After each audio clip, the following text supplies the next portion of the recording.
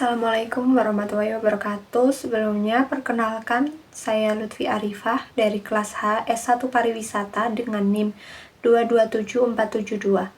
Di sini saya akan membahas tentang materi proses analisis pekerjaan dan manajemen bakat.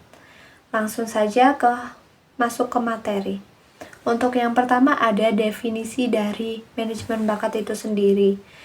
Manajemen bakat merupakan sebuah proses yang berorientasi pada sasaran yang merupakan integrasi dan proses perencanaan, perekrutan, pengembangan, pengelolaan, dan pemberian kompensasi terhadap karyawan.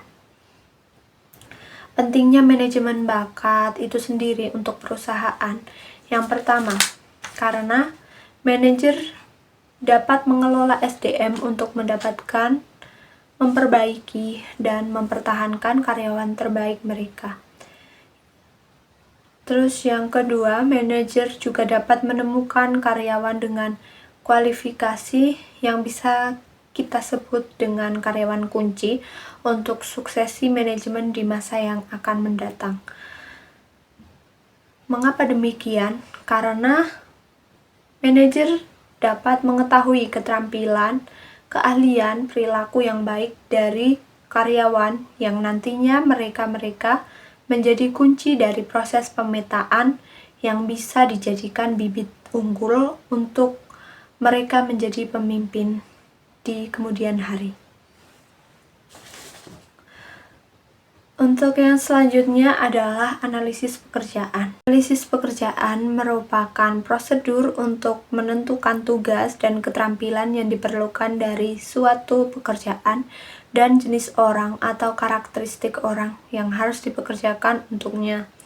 Nah, dalam analisis pekerjaan ini menghasilkan sebuah informasi untuk menulis deskripsi pekerjaan, di mana deskripsi pekerjaan ini berisi tentang tugas dan tanggung jawab yang ada di perusahaan tersebut. Kemudian untuk spesifikasi pekerjaan ini berisi tentang keterampilan dan perilaku karyawan itu sendiri.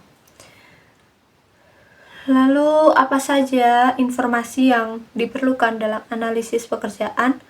Yang pertama ada aktivitas pekerjaan, yang kedua ada perilaku manusianya, yang selanjutnya mesin, alat-alat, perlengkapan, dan bantuan kerja. Terus yang selanjutnya ada standar kerja, konteks pekerjaan, dan persyaratan manusianya itu sendiri.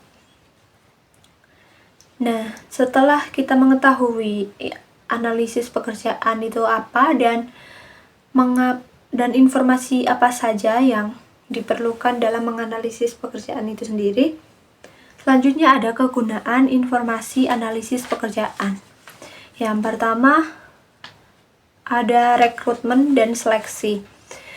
Karena di dalam analisis pekerjaan ini terdiri atas deskripsi dan spesifikasi pekerjaan yang memuat tentang informasi tentang tugas dan karakteristik orang yang diperlukan untuk memenuhi posisi yang dibutuhkan. Yang kedua adalah pemenuhan kesetaraan kerja bersama. Dalam pemenuhan ini harus ada kejelasan dalam persyaratan pekerjaan. Seperti contoh, kita membutuhkan seorang supir, di mana dalam menuliskan persyaratan itu tentunya yang pertama yaitu mempunyai SIM, apakah supir tersebut sudah berpengalaman lebih dari 2 atau 3 tahun menjadi seorang supir, ataupun yang lainnya. Kemudian yang ketiga ada penilaian kinerja. Proses ini merupakan pembanding kinerja dari karyawan dengan apa yang menjadi standar di pekerjaan tersebut. Selanjutnya ada kompensasi. Perusahaan memberikan gaji atau bonus atas dasar keterampilan dan standar kinerja karyawan tersebut. Hal ini dalam menganalisis pekerjaan ini, manajer akan lebih mudah untuk memberikan gaji atau bonus kepada karyawan yang tepat. Terus yang selanjutnya ada pelatihan. Pelatihan ini menjadi kebutuhan di perusahaan untuk meningkatkan dan mengembangkan keterampilan karyawannya. Nah, dari analisis pekerjaan ini kita bisa menganalisis kebutuhan pelatihan apa yang diperlukan untuk mengembangkan keterampilan dan bakat karyawannya itu sendiri. Nah, dalam analisis pekerjaan ini tentunya memiliki sebuah metode untuk mengumpulkan informasi. Untuk metodenya itu sendiri, yang pertama ada wawancara, entah itu terstruktur atau tidak terstruktur.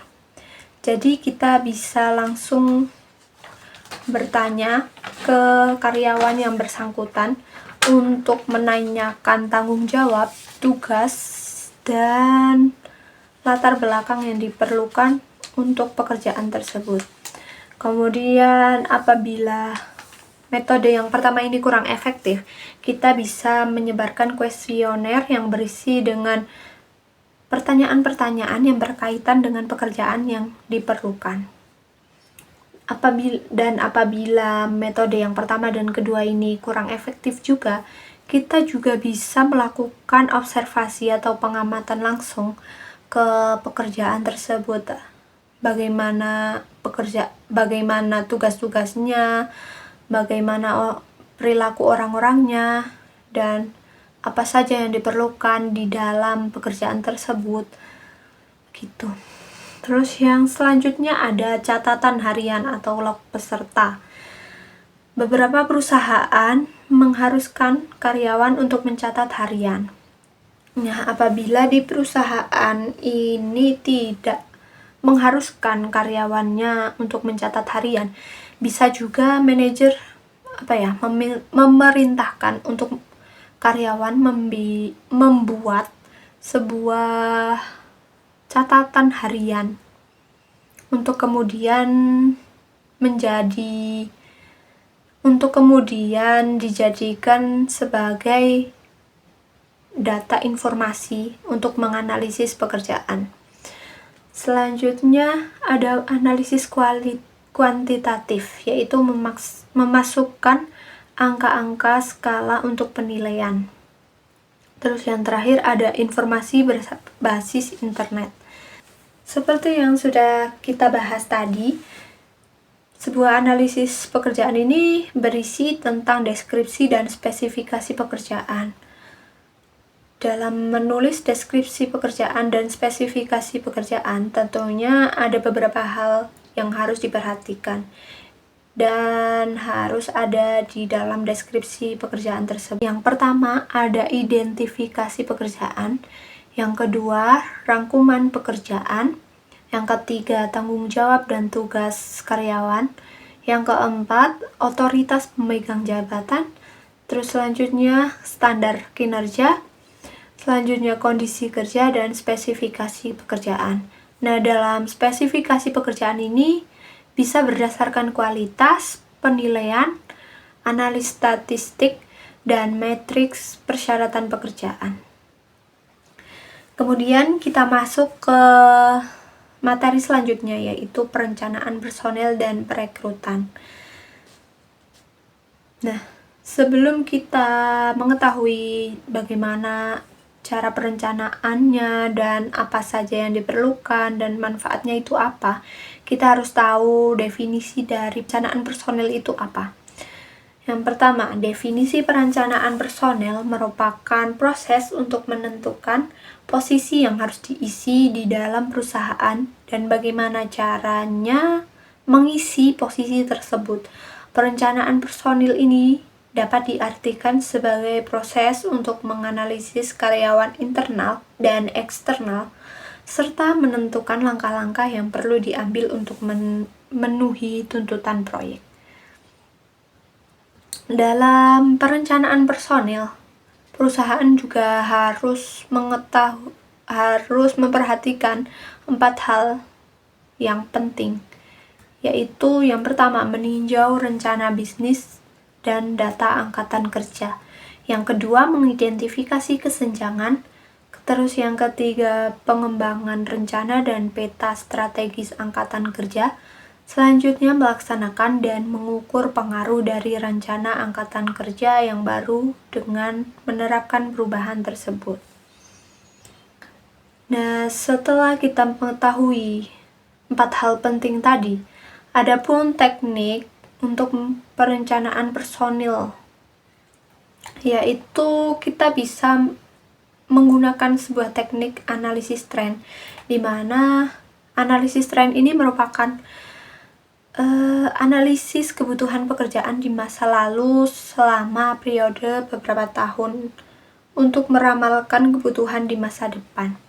Terus yang kedua ada analisis rasio, yaitu kebutuhan staf di masa depan menggunakan rasio atau historis dari beberapa faktor kausal seperti volume penjualan dan jumlah karyawan. Sebelum kita masuk ke dalam perekrutan efektif, alangkah lebih baiknya kita mengetahui dulu definisi perekrutan itu apa. Nah, perekrutan merupakan proses mencari, menemukan, dan merekrut karyawan untuk mengisi posisi yang kosong di suatu perusahaan dan organisasi. Proses ini meliputi seluruh kegiatan, mulai dari awal hingga kandidat yang direkrut diintegrasikan ke dalam perusahaan. Tujuannya untuk memenuhi sumber daya manusia, mencegah gangguan aktivitas bisnis, dan membangun tim yang solid dan produktif. 2 poin dalam perekrutan efektif. Yang pertama, merekrut kandidat dari dalam perusahaan. Kita dapat mencari data diperoleh dari inventory keterampilan dan bagan pengganti personel. Terus yang kedua, merekrut kandidat dari luar. Banyaknya pengangguran ini bisa mempermudah perusahaan untuk mencari calon karyawan. Bisa juga kita mendapatkan kandidat yang lebih kompeten dari pihak eksternal. Yang selanjutnya ada sumber kandidat. Nah, sumber kandidat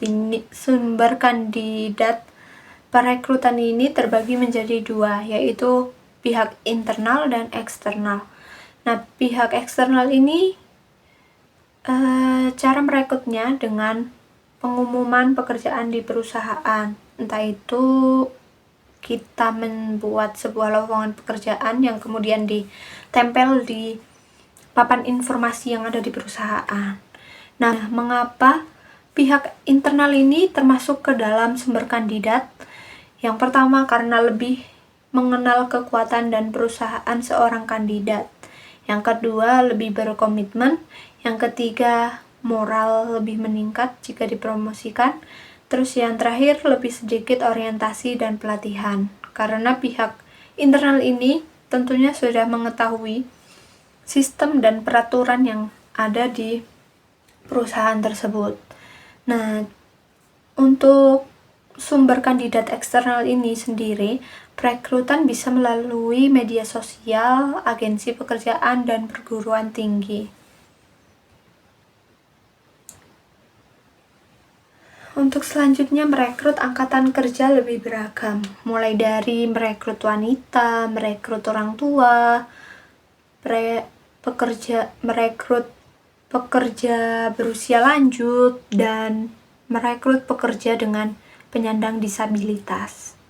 Selanjutnya ada contoh kasus dari materi perencanaan personil dan perekrutan. Perusahaan retail merencanakan pembukaan cabang baru di kota yang berbeda. Dari perencanaan tersebut, perusahaan membutuhkan karyawan baru, pelatihan untuk karyawan baru atau orientasi, dan tentunya membangun tim yang solid. Untuk solusinya sendiri, mencari kandidat internal atau eksternal dengan memberikan informasi persyaratan perekrutan ke media. Dari kedua materi yang telah saya sampaikan, yaitu perencanaan personil dan perekrutan, serta proses analisis pekerjaan dan manajemen bakat. Keduanya memiliki keterkaitan karena keduanya merupakan proses strategis untuk memastikan suatu perusahaan memiliki sumber daya manusia yang tepat untuk mencapai tujuan, mulai dari perencanaan hingga seleksi dan orientasi karyawan baru. Terima kasih, itu yang bisa saya sampaikan. Kurang lebihnya mohon maaf. Wassalamualaikum warahmatullahi wabarakatuh.